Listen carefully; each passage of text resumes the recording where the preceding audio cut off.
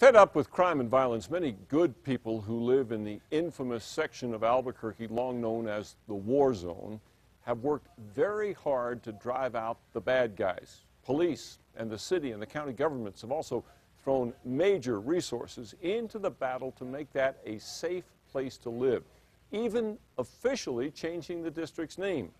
Tonight, Kim Holland is on special assignment to see who is winning the battle for the war zone.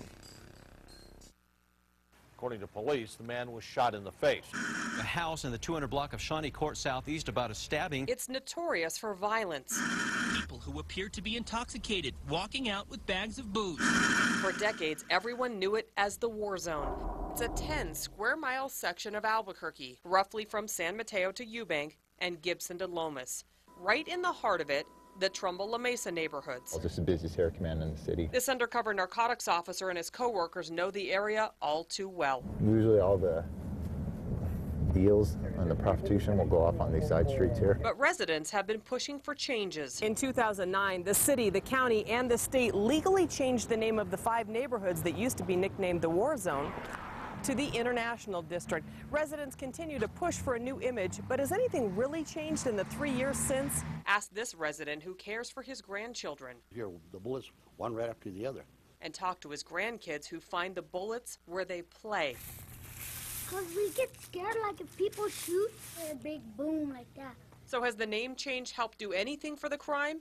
We compiled Albuquerque police reports from a year before the 2009 name change and compared them to last year. The assault rate in the Trumbull Mesa neighborhood is still one of the highest in Albuquerque, but it's gone way down in the last 3 years. But look at the number of disturbances for things like fights. They almost tripled. More felons are being arrested in the area. Drug crimes increased.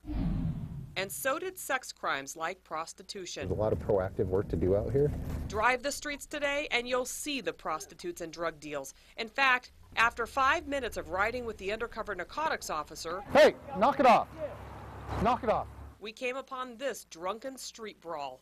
Put your hands on your head. Put your hands on your head. What are you guys fighting about? Police say they've busted this man over and over again. Do you have a gun? A knife? Then drop it. I don't care if you got dope. Turn for around. having and selling crack cocaine. Pretty common over here. I don't know. You get used to it, you know. What are police doing about the high crime rates? We asked APD's Southeast Area Commander Michael Geyer. I think what we've done is we've actually held back the dam, so to speak.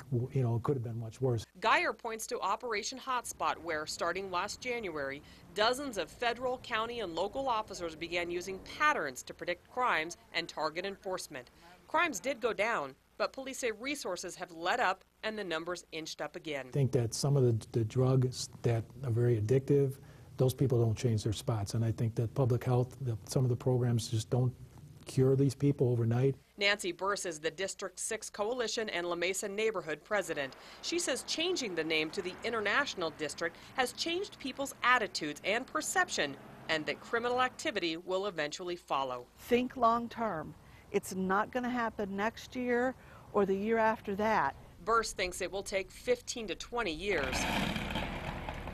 But she says the neighborhood is already taking a dramatic turn, with the city taking over rundown buildings and shutting down seedy motels. Commander, would you live in this neighborhood? You know, there's certain parts of this neighborhood that you can see that pride in there, and that, you know, they really care about their neighborhood. There's certain parts I would live in. And some parts you would? Some parts, you know, I'd have to do a little work myself. Police say drug dealing and prostitution in southeast Albuquerque may always dot the landscape. Kim Holland, KRQE News 13.